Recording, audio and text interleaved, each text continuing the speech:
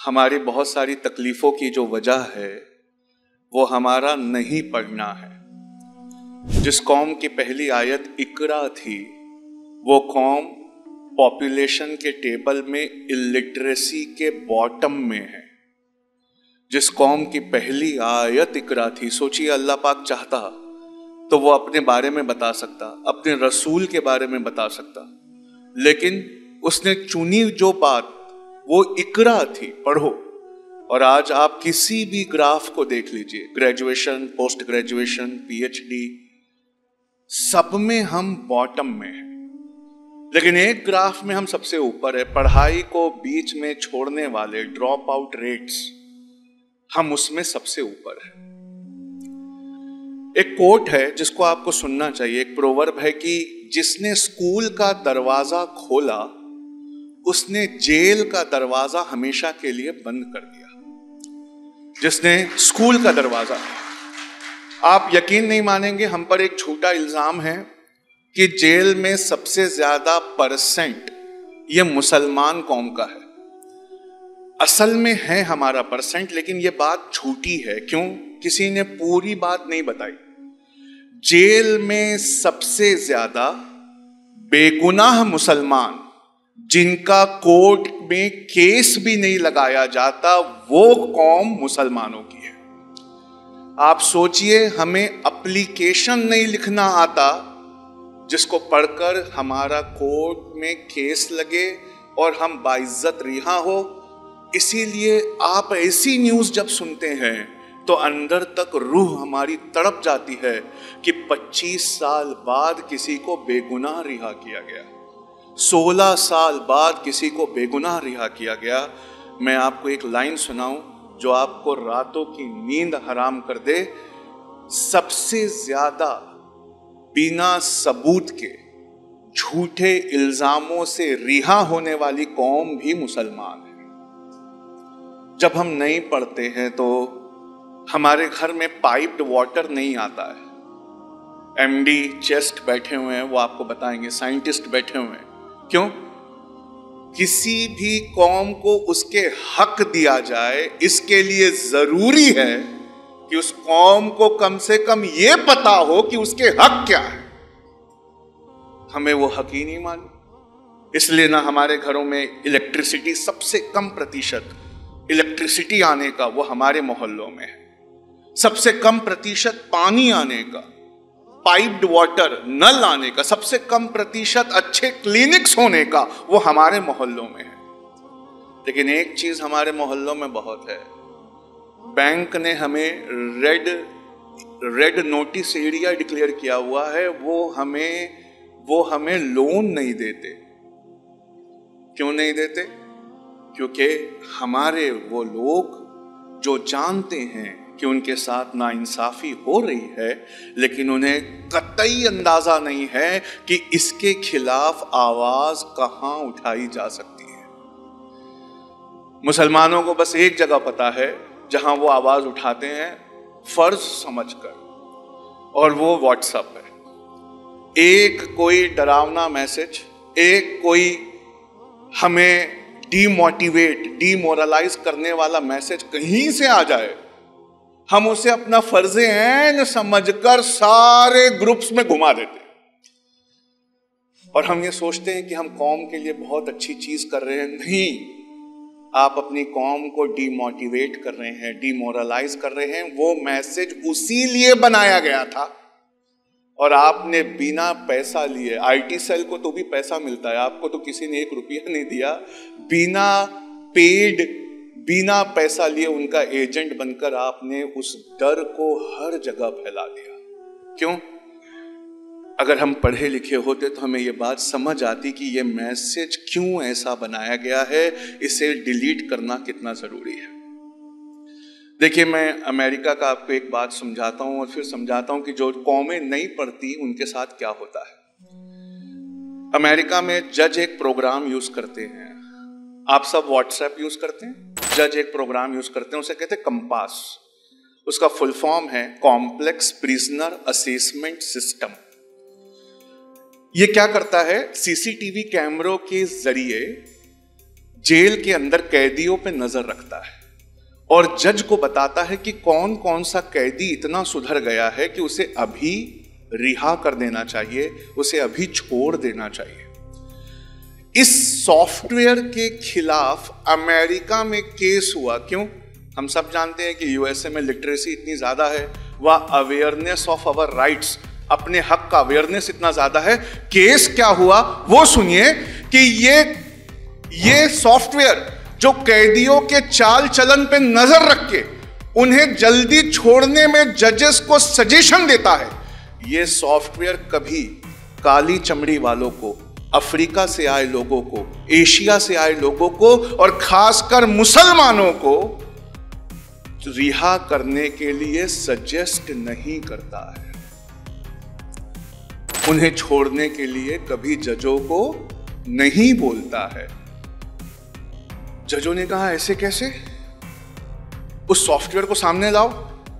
कहा ये सॉफ्टवेयर कैसे काम करता है? कहा सर ये आर्टिफिशियल इंटेलिजेंस है, ये खुद सीखता है। तो जज ने जोर से हंस के कहा कि इंसान जैसे पेश आते हैं, अब क्या सॉफ्टवेयर भी वैसे पेश आने लगे? ये अपने से सीखकर एशिया के लोगों से, अफ्रीका के लोगों से रेसिस्ट होकर नफरत क्यों करने लगा? ये मुसलमानों के प्रोपोगंडा को क्या सुनता है? ये मुसलमानों से नफरत क्यों करने लगा? क्या ये रेसिस्ट है? कहा सर असल में ये रेसिस्ट नहीं था लेकिन हो गया। कहा सॉफ्टवेयर रेसिस्ट हो गया कैसे? कहा सर आर्टिफिशियल इंटेलिजेंस का मतलब है ऐसा सॉफ्टवेयर जिसे ये कहा जाए कि इंटरनेट से सीख कर अपना प्रोग्राम एग्जीक्यूट करो।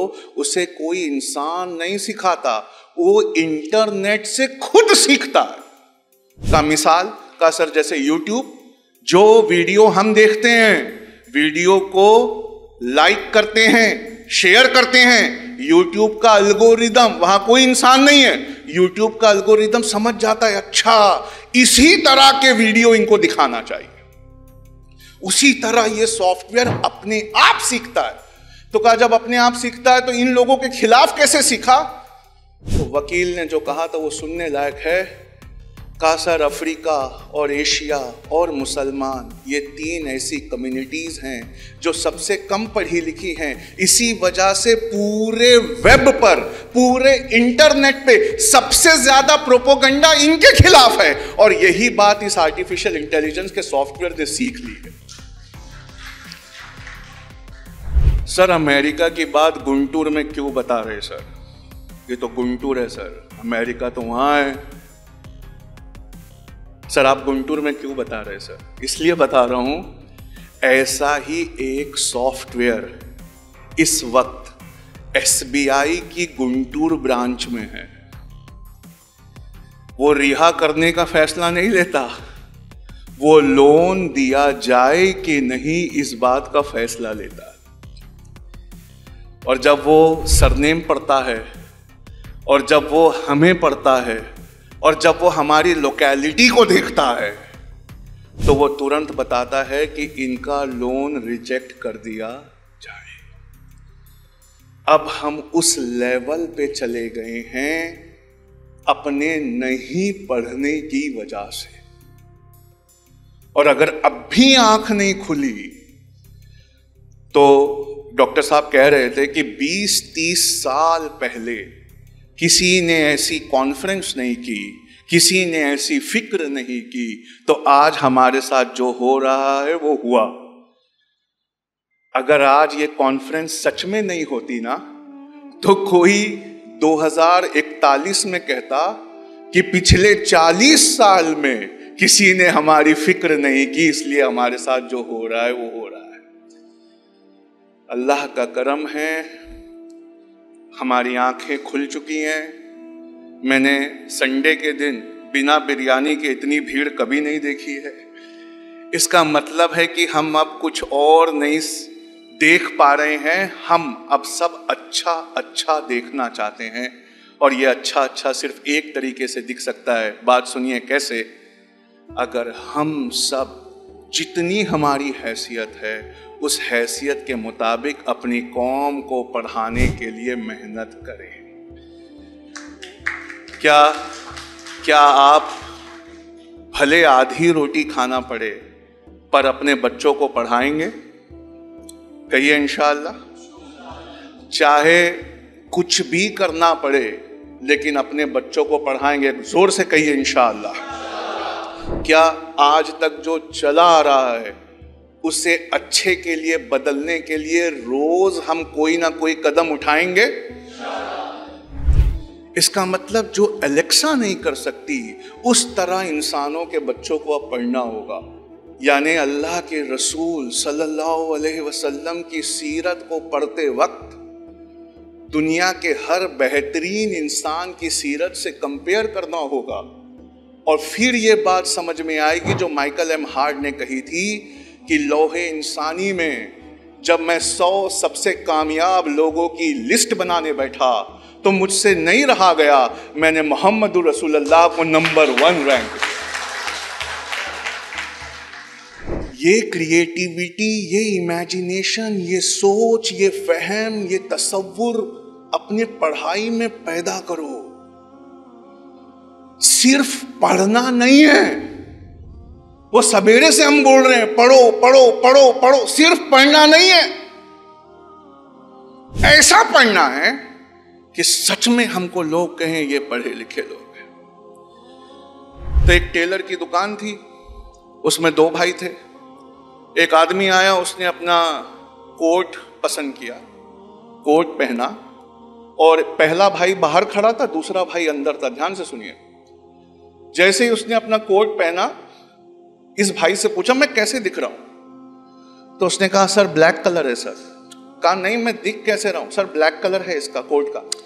अरे हाउ एम आई लुकिंग, मैं दिख कैसे रहा हूं? ओह वंडरफुल सर, वंडरफुल, ब्यूटीफुल। कहा मुझे ये पसंद आ गया है। How much? Oh you look wonderful sir. अरे मुझे पसंद आ गया है, खरीदना है। How much? अरे आप हीरो दिख रहे हैं सर। अरे हाउ मच? तो आओ मुझे अपने ब्रदर से पूछना पड़ेगा, ब्रदर इस कोट की क्या कीमत है? ब्रदर ने अंदर से कहा 8,000। इसने कहा सर 5,000। कस्टमर एकदम हिल गया, कहता है इसके ऊंचा सुनने की वजह से मुझे 3,000 का फायदा हो रहा है। ये ऊंचा सुनता है। इसके ब्रदर ने क्या कहा 8,000, ये क्या कह रहा है 5,000। उसने आनंद फानन में अपने पैसे निकाले, टेबल पर रख दिए, कोट पहन के निकल गया। अब अंदर से भाई आया, उसने इस भाई से हाथ मिला और कहा हम दोनों ने मिलकर उसे क्या बेवकूफ बनाया, 3,500 का कोट 5,000 में चिपकाया। अब आप पूछेंगे कि वो कोट खरीदने वाला कौन है? उसका नाम वाम तो होगा। तो वो कोट खरीदने वाले आप हैं। इसे कहते हैं अमेज़न बिग महासेल। आप साल भर एक आइटम को देखते हैं, फिर अपने पॉकेट को देखते हैं, छोड़ देते हैं। फिर देखा उस आइटम को, अरे नहीं यार जब पैसा आएगा तब लेना, छोड़ दो। साल भर उनका एल्गोरिदम उनको बताता है कि ये आइटम खरीदने में इंटरेस्टेड है और वो बढ़ी हुई कीमत देखकर नहीं पसंद कर रहे, नहीं ले पा रहे। तो दिवाली से ठीक पहले पहले, ईद से ठीक पहले पहले अमेज़न आपको एक ऑफर दिखाता है, ये 24,000 की चीज पसंद थी ना, ले नहीं पा रहे थे, चलो 19,500 में ले लो। जबकि असल में उसकी कीमत 16,000 है।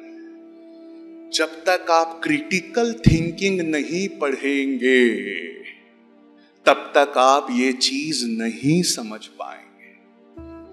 आप समझ रहे हैं मैं क्या कहना चाहता हूं? सिर्फ पढ़ना, वो जमाने चले गए। कैसे पढ़ना, मशीनों के इस दौर में कैसे पढ़ना, आपको वो समझना होगा। पढ़ने के बाद क्या होता है सर, क्यों पढ़ना चाहिए? तो हमारे इंजीनियर साहब बता रहे थे, अच्छी नौकरी मिलती है, इज्जत मिलती है, रुतबा मिलता है। वो पूरे आंध्र प्रदेश के रोड डिपार्टमेंट के हेड हैं, इसलिए पढ़ाई करना चाहिए। पर मैं आपका दिल तोड़ के जोड़ना चाहता हूं, इसलिए उठ के जाना मत, वरना दिल टूटा टूटा लेके जाओगे। आप कितना भी पढ़ लो, आपको नौकरी मिलने वाली नहीं है, नहीं मिलेगी नौकरी। क्यों नहीं मिलेगी सर? क्योंकि आपसे सस्ता नौकरी देना मशीनों को पड़ता है। आप छुट्टी लेते हो, आप बोनस लेते हो, आप थक जाते हो और लॉकडाउन में घर में बैठने पे मजबूर हो जाते हो, पर मशीनें ऐसी नहीं है। एक बार इन्वेस्ट किया तो वो तनख्वाह नहीं मांगती, वो सिर्फ बिजली का बिल मांगती है। तो आपको क्यों नौकरी दी जाए? नौकरी मशीनों को दी जाए। इस वजह से पूरे देश में, क्या मुस्लिम क्या हिंदू, किसी को नौकरी नहीं मिल रही है।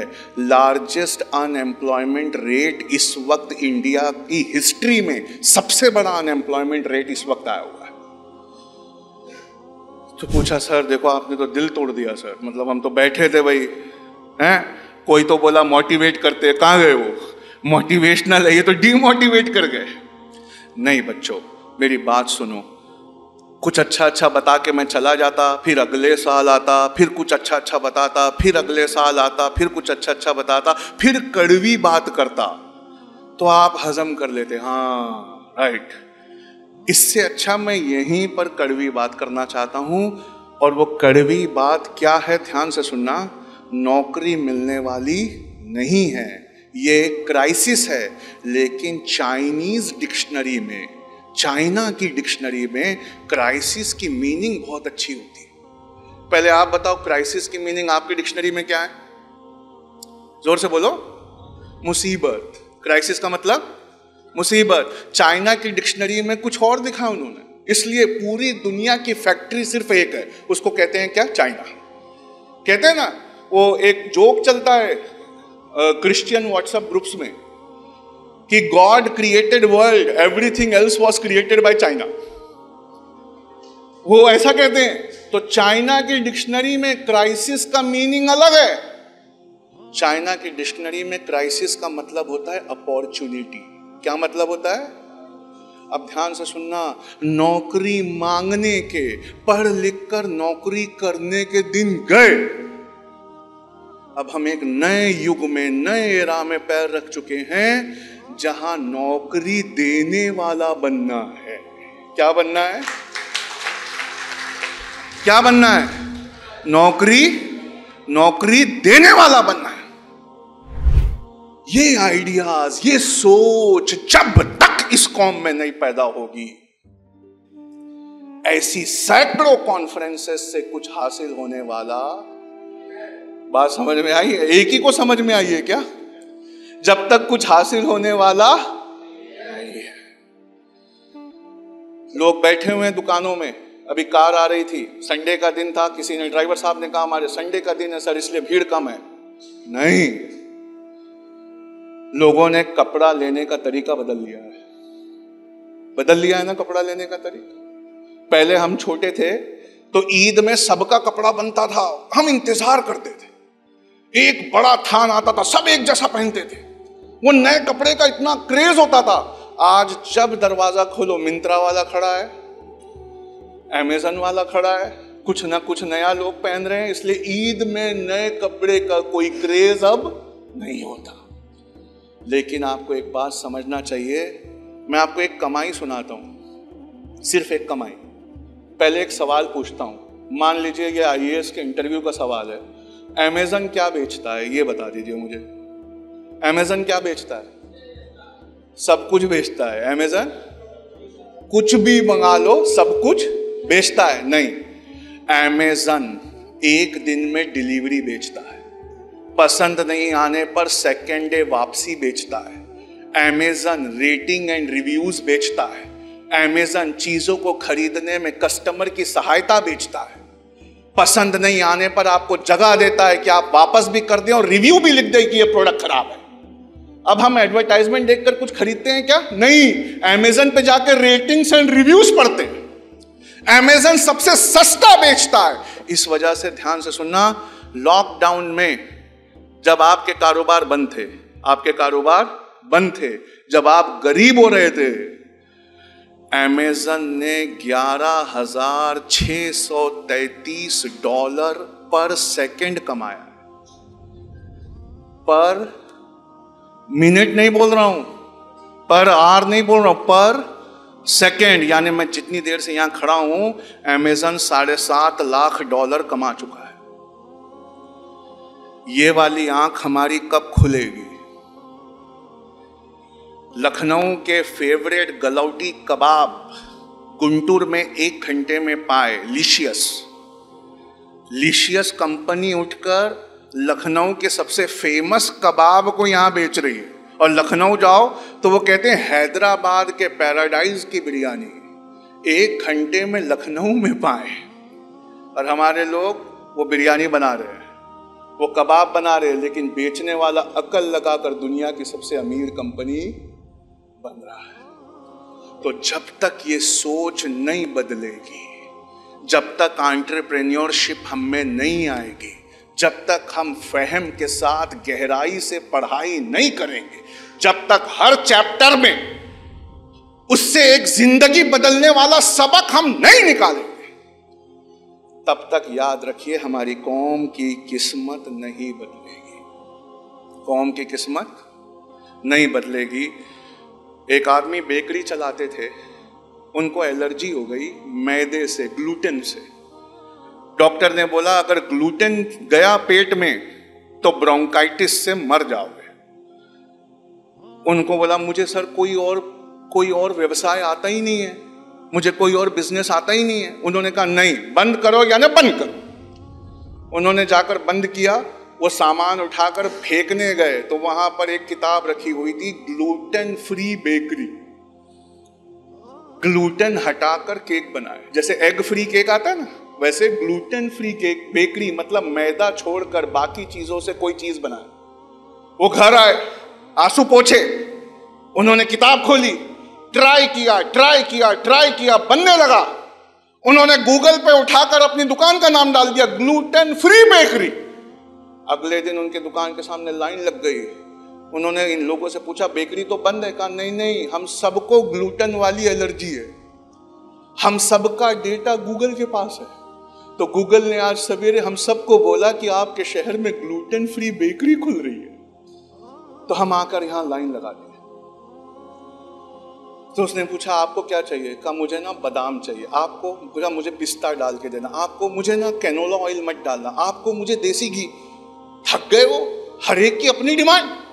फिर उन्होंने आंसू पोछे, एक आइडिया आया, बेकरी चल पड़ी थी, नया आइडिया आया। वेटिंग टाइम ज्यादा था, क्यों? किसी को आलमंड चाहिए, किसी को पिस्ता चाहिए, किसी को काजू चाहिए। उनके दिमाग में एक नया आइडिया। उन्होंने हैदराबाद से एक बच्चे को लिया, उसको कहा एक ऐप बना के दे जहां लोग उंगली से सरका के अपना केक खुद डिजाइन करे, उसमें क्या चाहिए वो खुद उसमें पंच करे, और जैसे डिलीवर करे हमको ऑर्डर मिल जाए, हम बनाना शुरू कर दें। आपको पता है 59 लाख फायदे में है वो बेकरी। कैसे? सिर्फ एक एटीट्यूड से। करोगे तो बताऊंगा। बोलो पहले, करोगे? आवाज आती ही नहीं है। करोगे? आंसू पोछो सबसे पहले, हिम्मत करो, उठो, नया जज्बा पैदा करो। ब्राइट होराइजन के जरिए 2.5-3 महीने के बाद, 3 या 4 महीने के बाद एक ऐप हम लाएंगे जहां पर ये सारी जिंदगी बदलने वाली बातें और यूपीएससी पढ़ाना एकदम मिनिमम कॉस्ट में 600 रुपये पर महीने या 500 रुपये पर महीने में लाने की कोशिश करेंगे।